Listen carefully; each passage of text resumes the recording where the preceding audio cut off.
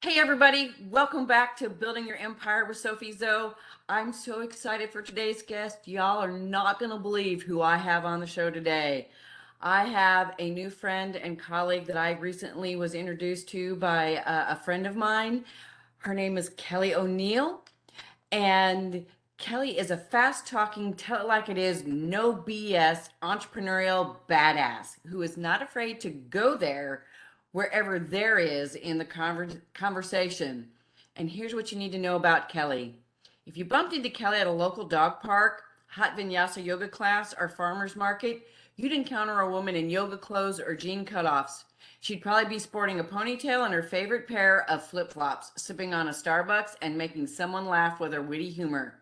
If you bumped into her at a business event, on the other hand, you'd encounter a woman in a chic outfit, a Chanel bag, maybe some Louboutins, making someone laugh with her witty humor. No matter where you go, Kelly has that type of energy that makes people stop in their tracks and pay attention.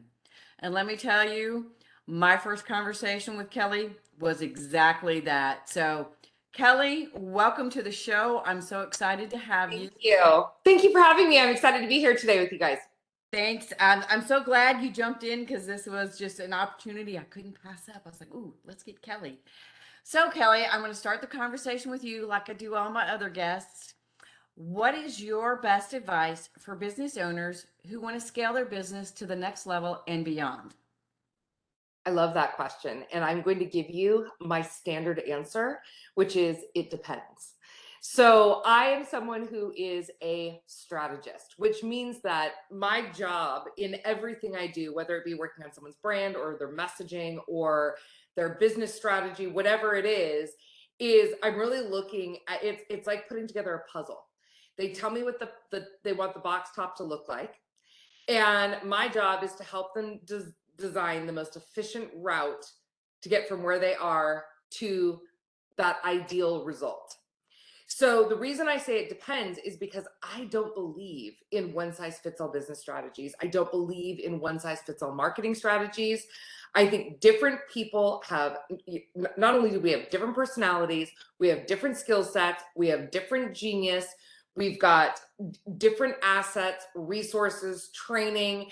We also have different preferences. We have different clients. We have different service offerings that we're going out to. Like we have different markets. And so my biggest piece of advice is to really make sure that you are working with some type of strategist that gets that. Because if you try to work with someone, right, and we all need people to work, we all need help, right? We all need support. Nobody gets to the 7, 8, 9 figure plus route without extensive support from amazing human beings. Is make sure that you get mentorship from someone who understands how to tailor the mentorship to you.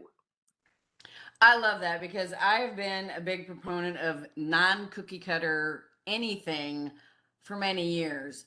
I've tried to do things cookie cutter in my own business, whether it be my business model or how I sell my services. Right. And it just doesn't work because there is no such thing as one size fits all in the business world. Clothes, maybe, but even then, not so much. It's not going to look super hot. It's not gonna look super hot if you're this little person in this big old t-shirt that's one size fits all. It's gonna be like, okay, on you it's a dress, on you it's a skin tight little mini thing. Right. So Exactly.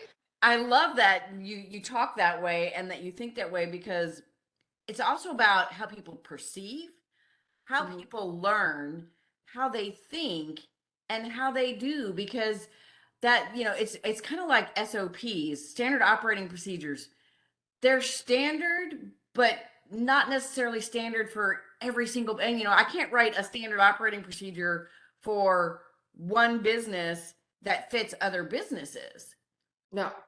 It's No. the same thing. And even though it's a standard operating procedure, it's still not cookie cutter.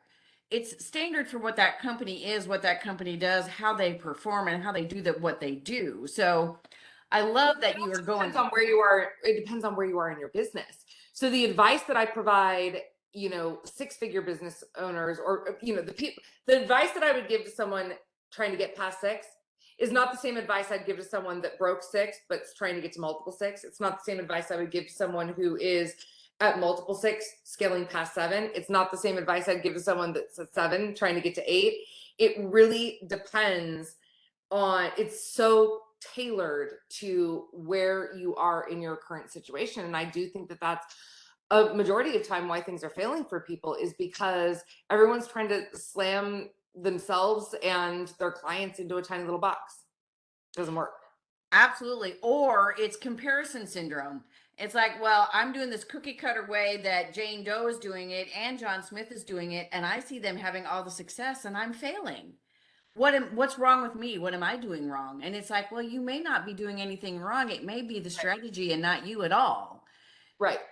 So, Well, I was on the phone yesterday. I was doing a strategic consulting call with one of my clients who is a multiple 7-figure like business intuitive in another country, because I work internationally. The advice that I gave her is not what I would give to someone else who is a business intuitive in this country who's marketing to primarily US citizens. It's not the same, right? right. The way that we're marketing over still in Europe and, you know, across the pond is different, because they're a little bit behind the, you know, they're not as saturated as they are here in the US. So it's different advice. So, you know, it just, again, this is like my standard answer for my clients. It depends. Tell me what you're trying to do. I love it. I love it because that way you are catering to each individual client, their needs and who they are, and all of it, which tells me then you don't necessarily work with one industry per se. Like you don't just work with coaches, or you don't just work with healers. You can work with any business that wants to scale their business from whatever level too. I love that you're not even, you can help anybody from the beginner trying to hit 6, or someone who's been trying to hit 6 for a few years, and gradually on up. And of course what you're saying fits the mantra that I hear a lot of people talk about these days. You know, it's what got you to 6 won't get you to multiple 6. What got you to multiple 6 won't get you to 7. What got you where you are is not going to get you where you want to go. Because as you grow, as you make more money, as you do the things that will produce more money, it is a whole different ballpark. You can't just keep swinging at the same ball with the same bat in the same field if you want to really grow your business in all ways, not just revenue, because that's the big thing, is it's not just about growing the revenue. Correct. I agree. And it's also the team too. So the team that you have in the beginning is not the same team that's going to get you past 7. It's not, it's very likely that it is not the same team. Like you might have a few people that cross over that you've been able to train up, but it's new teams. You know, there's a saying, different level, different devil. So Yes. you've got to be constantly growing and evolving your organization and your strategies as you grow and evolve. I love it. Yes, definitely. And then there's the people who get there with little to no team, and think that, or they, you know, they get to 6 or mid 6 with little to no team and think they can get to a million and beyond without expanding the team. And it's like, oh no. The bigger you grow, the more people you need, the more diverse it's going to be, the more experience it's going to be. It is going to be everybody, and everything grows when you grow the business. Completely agree. I, Completely agree. yeah, it's, and you know, and even sometimes processes change, sometimes technology changes. Totally. I you know, so I run a fairly large company, and you know, we are very process driven. We have very significant processes, partially because because I don't want to be in the middle of it. I don't want to be in the middle. Like that's the ticket to freedom, right? When I've got processes, like right now I'm onboarding some new team members, and I'm like, here's the entire training, go watch it and come back to me. Like I don't have to do that. And it's so important that you've got that. But I will also tell you that the processes that I had, like, we are constantly staying on top of and updating processes. It's actually a part of the job description of everyone that's on my team to make sure that that is happening. Absolutely. Everything evolves, everything grows, everything changes. It's not just humans, it's everything. I mean, and it, you know, and if you're not willing to accept that, you're not going to grow. But the other thing is, and I'd love to hear your thoughts on this. When you're growing your business, you're scaling your business, and you know, you're adding processes, you might be adding tech, and of course you're adding people.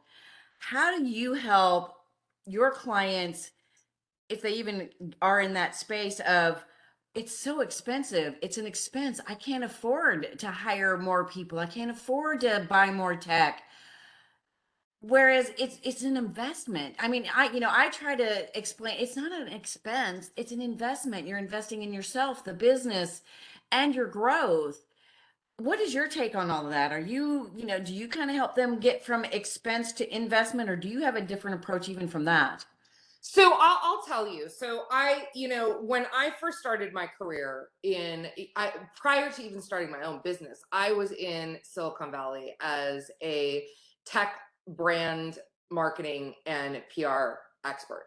And I worked with big technology companies, right? Like I launched, like people talk about product launches. I launched Quick in 98, 99, and 2000. Like I know that world. Oh, And then I wow. started my own business in 2001, and I went from working with these big tech giants, and then I started working more with tech startups. But then I started working with entrepreneurs infused in there. So the thing is that my sweet spot is not newbie entrepreneurs. That's not my particular sweet spot. I am like accelerant. I am like fire starter, right? So when someone has, like, when they've got in and they've got a good idea what their business is, they've got the foundations in place, they know how to make, they know how to get clients, and they're ready to like 10x it, when they're ready to scale from 6 figures to 7, when they're ready to scale from mid 6 to 7 to multiple 7 to, that's when they bring me in, right? Right. So that's more my sweet spot. Here's what I will tell you. No one gets anywhere without investing in your business. So if you are, I use this example, back when I kind of taught more, when I was working, especially with newer entrepreneurs, or sometimes when we're even working with entrepreneurs, like you said, who have gotten to 6 figures and they're just, much more frugal. It's like, look, I will tell you, because I've consulted on this business. I did do an entire business turnaround project from someone who she had a 7-figure business and wasn't investing enough in her business, and it caused so many problems. The amount of problems, it's like it was penny wise and pound foolish, because ultimately she ended up with all of the work on her plate. She had team members who were not up to snuff. She did not have the technology. She did not, and her business imploded, and she became miserable. So by trying to save those couple $100,000, she ended up costing herself about 2 million. So I came in and I was like, we need to start investing. And the minute we started investing, it's like, yes, she took that profit hit temporarily, and then she rapidly accelerated. So my advice is don't be penny wise and pound foolish. And if you were watching this and you're at the newer stages of your business, here's what I want to tell you. Have you ever gone to a dentist? Because this is something that I don't see in all industries. And I do work across many different industries. I work in service-based businesses primarily. So I see this in the medical industry. I see this in the, professional service industries, insurance, lawyers, accountants, that sort of thing.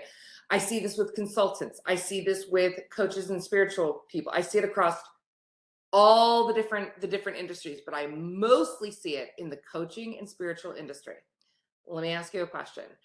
Have you ever gone to a brand new dentist that's starting up their business and they're like, hey, I don't really have the funds to like start up my business, like to really have a full business right now. I'm just starting. So why don't you do this? Come over to my house. I'm going to put you in my kitchen table chair, I'm gonna tip your head back and I'm gonna use my fork and I'm gonna clean your teeth because I can't really afford to invest yet in the proper dental tools.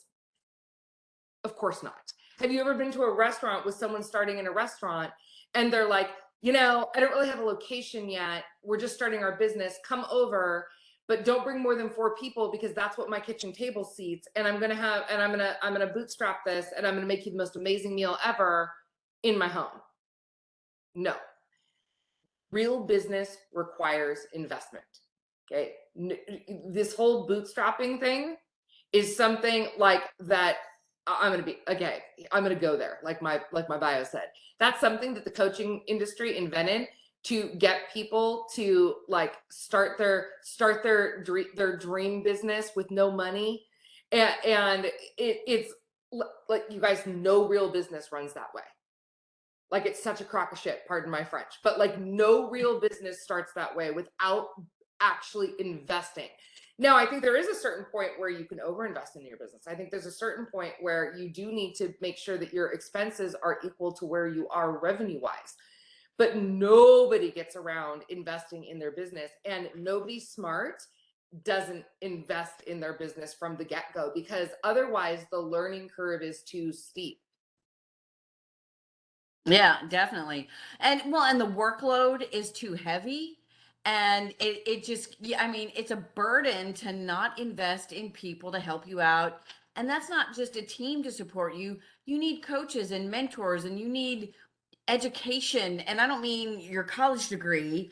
I mean, you need schooling in the different things that go on in a business, because even I used to work for a company that coaches attorneys, and they coached attorneys on how to turn their law firm into a business so that they could become the CEO and get away from it to go on vacation while the staff did everything while they were gone. And because guess what, law school does not teach you how to do a business. And some people will say it doesn't even teach you law. And I've had a lawyer actually tell me that. She was like, yeah, it didn't teach me how to practice law either. But so, there's just so much to invest in. And I don't know if you I'm going to do like one last quick question. If it's something that you can speak to, is when does investment and going into debt to invest in your business, is there any kind of line that you need to that someone needs to draw? Because obviously we don't want to go bankrupt, obviously we don't want to be god awful in debt, but I know a lot of business owners that don't want to invest because they don't want to go in debt to do it. They don't want to leverage other people's money, but there is that is a part of it, right? Yeah, I mean, like, again, and some people, of course, there are people that come out of the chute with a trust fund, and that's about probably 1% of people, if that. Right. Right. I mean, so that is not the case. Business owners typically take out loans to start their business. When I started my business, I used a credit card, and I put about $100,000 on my credit card to start my business. And that year did $350,000. So here's the thing that I think, like, it's an investment, right? Just kind of the same thing. It's like, those people are also not when people say that, it really makes me question their, like, do you really want to build a business, or is this a hobby? Because that sounds like something that someone's looking to invest in a hobby would say, like, I don't want to go into debt for my hobby. I get that. I could understand that. But this is a business, it's an investment, right? Your business should exceed past you. It's just like when you buy a home, how many people are out writing checks, $1 million checks for their home? No, they get a mortgage. It's the same thing. So I really do. I think it's important to be smart in your business investments. I think that it is important to track ROI and KPIs in your business investments to make sure that you are getting a return on your money. I do see people investing in stuff that they don't need, because again, back to this whole business coaching realm, I think a lot of people have the cart before the horse, right? So they're not actually building their business strategically. They're out and they've gotten into some program with an unqualified business coach that is like, go out and just start building an audience. And it's like, you don't need that to get to $1 million, right? Like that you don't need that quite yet, right? Or even especially to get to a couple $100,000. Like you don't need that, right? You don't need to write a book to start making money. In fact, it's a huge deterrent. I tell my clients not to do books and podcasts until they're well down the road on income. So but yeah, real businesses are not getting around investing, right? It would actually be foolish not to. Love it. Love it. And that's the way I see it too. I mean, yes, you need to be careful with your debt, but again, penny wise and pound foolish. It's crazy. And sometimes you do have to go into debt to do things. And, as long as I mean, pandemic hits, what are you going to do? Are you going to give it all up? Are you going to leverage other people's money to keep it going? I mean, I know myself in 2019, I literally did lose it all and have to start over. What did I do? I got with my husband and we together figured out how much money I needed to restart the business and run it for 6 months until I became profitable again and able to support it without it. And I leveraged our personal money in my business to rebuild it. And I went from 0 to multiple 6 figures in 2 years. Way, way, way good return on our investment because we didn't invest that much in it. It didn't take a lot for me to have to be able to run for 6 months. So definitely got to be able to do that. I run I don't even like the term mastermind because it's really not. We call it the collective. I run a very powerful women's group where I consult with these 7-figure women. And then we also get together to collaborate because you know that I'm very big on collaboration. So there's always a collaboration part in anything that I am a part of.